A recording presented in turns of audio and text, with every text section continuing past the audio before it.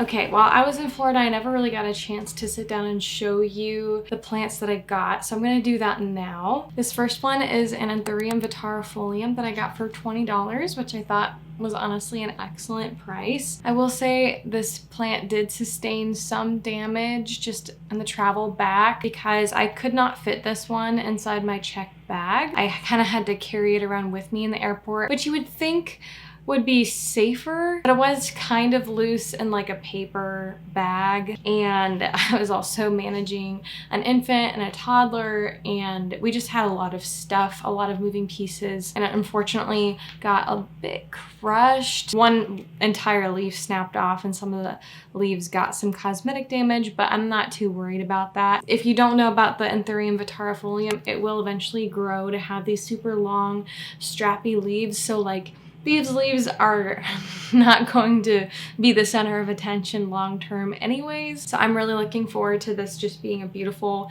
trailing plant with these super long, like pendant, strappy, belt-like leaves. This is not the Anthurium pallidiflorum, which I think is arguably maybe like a little bit prettier than the vitarifolium, just because the leaves are velvety. But honestly, from afar, you probably can't tell that big of a difference between the two plants because they have similar leaf shapes. It's just that it's not even quite glossy either. It's more matte than anything. It's just not velvety. And I suspect that this one might actually end up being easier care anyways and won't require as much pampering, humidity, that sort of thing. The next plant that I got was a Euphorbia lactea for $10, and I think this is actually my first Euphorbia, which is kind of fun. These guys definitely can grow to be pretty big. There's like little fuzzies on it left over. This I put in my checked bag, and I had brought some like plant packaging supplies, like things that I use for that, like the floof and a little cardboard box and stuff like that. So effectively, I put them in my checked bag, packaged the way that I would if I were to ship them. And that seems to work pretty well. This guy is a little bit crooked, but I'm sure he'll find his way and we'll be fine. I don't know if this is the same thing as like a Euphorbia white ghost or if it's different. If you know, let me know. Like if it's just a different name for the same plant, because it definitely looks like it. But the white ghost might be like more pure white than this, whereas this just kind of has variegation to it, if that makes sense. So if you know, let me know. I have had the Euphorbia white ghost kind of on and off my wish list, but I haven't done a ton of research into it. So honestly, it's super cute. I love like the dainty pink kind of flowers on the edges right now. It's so adorable. And I'm assuming that this will be relatively easy care, but we shall see. I'll keep it in a bright window, but I do think that you need to water Euphorbia a little bit more often than cactus. So that's my assumption. I'll keep a close eye on it. And this right here, you guys, it's a Hoya carnosa compacta variegata, and Burr, the owner of the store, literally put this plant out while we were shopping. Like she was bringing in new inventory and hanging things up, and I saw her hang up a bunch of these and I was like, we were getting ready to leave and I saw this and I was like, okay, this is beautiful. And it was $20, which I thought was a really good deal for a specimen of this size for a variegated Hoya compacta. And it even has, it has the pink, it has the white. It's beautiful, has new growth. Although I will say in travel, in transit, some of the new growth, like right here, why is it not focusing? There we go. Like that was a new leaf that kind of crisped up in the bag, which kind of to be expected when you travel with a plant. They get stressed out. There's a lot of bumping. They're not exactly gentle with bags. So I was a little bit sad that happened, but I'm sure it will be totally fine in the long run. I've been on a bit of a journey trying to search for a variegated Hoya compacta that's like a decent price, because I used to have one that completely perished on me, with the exception of one small cutting that I still have. I'm looking forward to actually growing this one, and in my experience, there are some plants that I have brought up from Florida in the past, like my Begonia maculata whitei being one of them, and they've always just like done really well. They seem to be really hardy for me, like really good. I'm curious to see how this one grows, like if it grows any better than the other one that I used to have that I bought here in Ohio. I might do like a treatment for flat mites just preemptively. I feel like I've been doing that a lot with new Hoya that come into my collection, just because you never really know. And there are some blemishes on here that theoretically could be flat mite damage, So, you know, I'd rather be safe than sorry. So I've kept it away from my other Hoya. Just as an aside, my sister moved into a house recently, and it like already had this massive staghorn fern in the front yard, and I'm just, oh, you see these around in Florida from time to time, and it makes me so jealous. Like, I would love to have one. So a couple days later, we went to a couple of big box stores so that I could pick up some plants for my mom's yard, because she really hasn't grown a lot of tropical plants like in her yard. She has a lot of butterfly host plants that she grows in her patio, which is great. But since I've been getting more into houseplants, and in Florida, obviously they don't have to be houseplants, they're just like plants that you can use in your landscaping. I've been talking to my mom about it, and she was really interested in me getting just a few plants to test for her yard. Maybe as time goes on, we'll slowly grow the number of plants that she has out there. I mean, she already has a few, but there's so much potential. She has a really big, beautiful yard. So the first Lowe's that we went to was not great. Like, a lot of the plants were so thirsty. It was kind of fun to see Thaumatophyllum and Monstera both like in the landscaping section. You know how when you go to a Lowe's, there's more of a house plant section and then there's more of the outdoor plant section? Well, they had a lot of tropical plants in the outdoor section, which is obviously entirely different from Ohio. So yeah, they had like Monstera, they had Thaumatophyllum bipinnatophyllum, I think is what it is. That plant is all over the place outside. They had variegated ginger, which I've also seen all over the place. So it was kind of fun to see that. Lots of caladium and alocasia as well.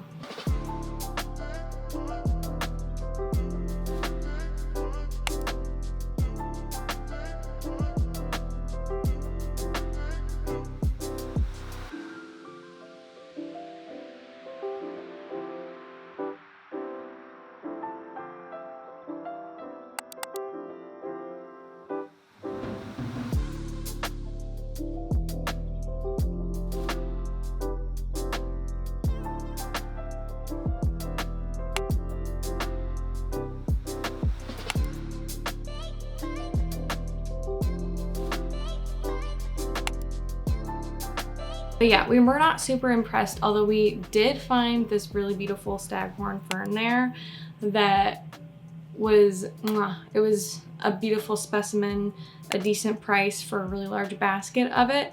And I also like picked up some other supplies there that I knew I would need just for mixing soil and mounting the staghorn fern to a tree.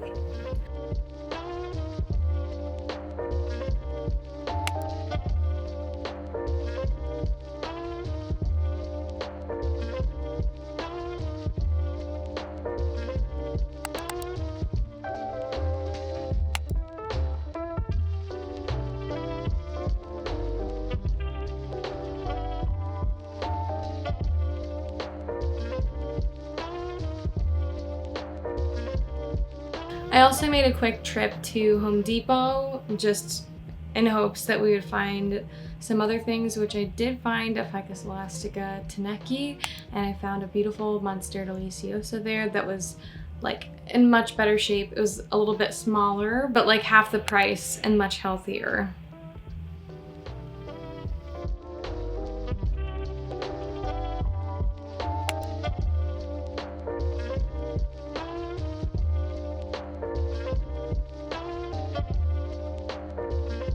So yeah, Home Depot pulled through for us, which was great. And then I went back to my mom's house and I was trying to like race against the thunderstorms, race against the rain and the sunset and all those things, while also taking care of the kids and making dinner. It was somewhat chaotic, but we were doing our best. So this is my childhood backyard where my mom still lives.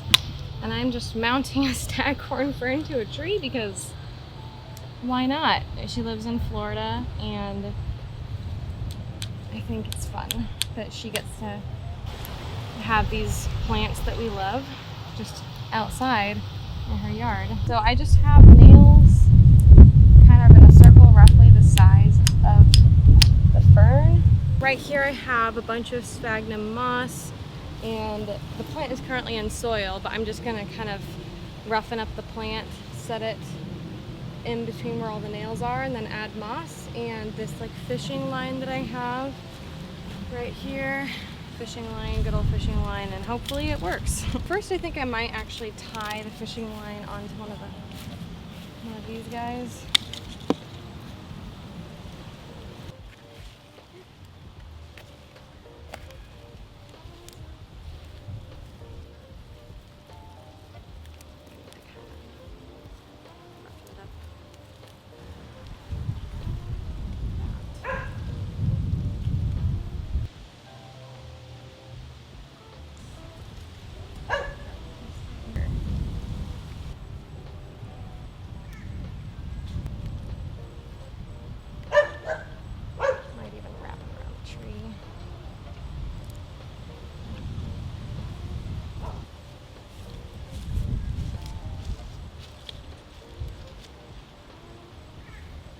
You might come back later with fishing line and just secure it more.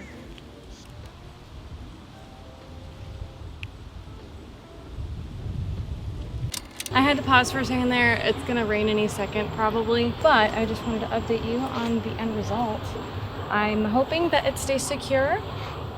Over time, I'm hoping also that the staghorn fern kind of spreads out and does its thing and like maybe attaches on its own. But for now, I've got a fishing line, and then I added some twine as well because I ran out of the fishing line, and I added, of course, sphagnum moss around the base of the soil of the plant. And yeah, I think it turned out well.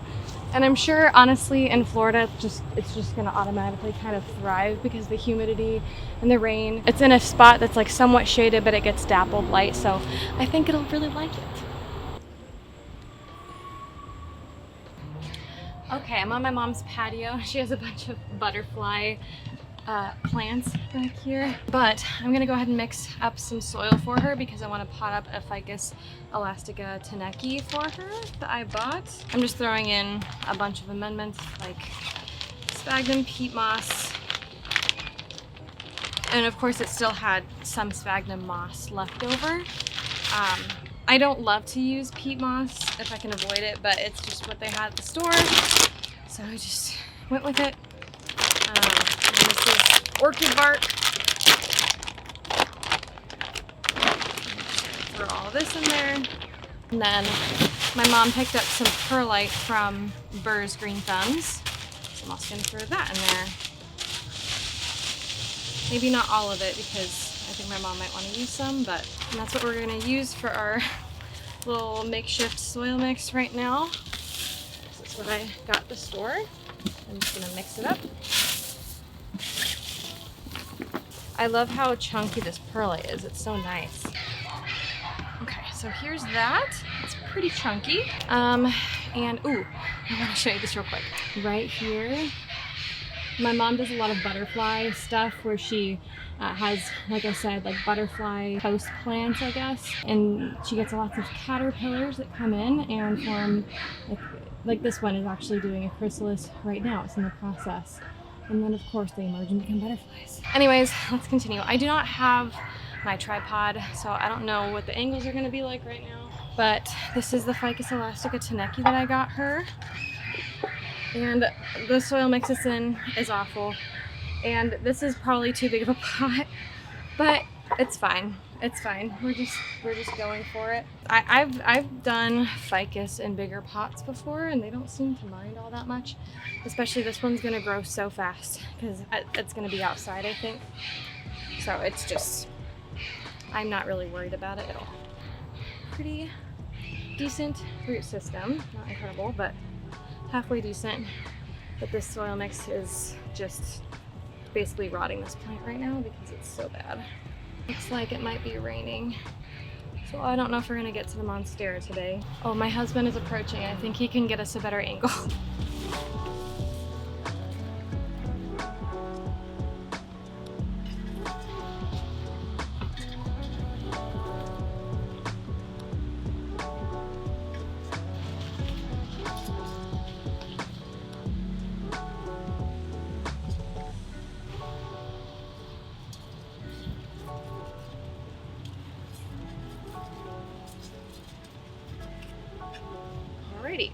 It's a little bit of a mess, but I think it'll work.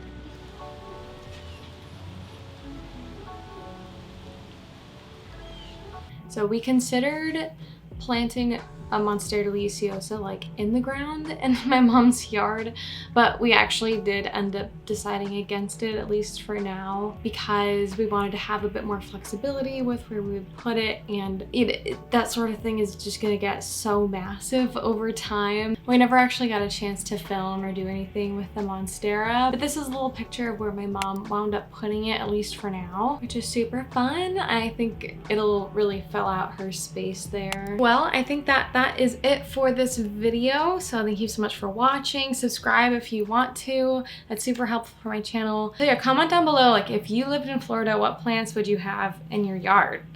Like, there's so many possibilities of what you can have in like an outdoor Florida garden. So yeah, I hope that you guys have a wonderful and blessed day.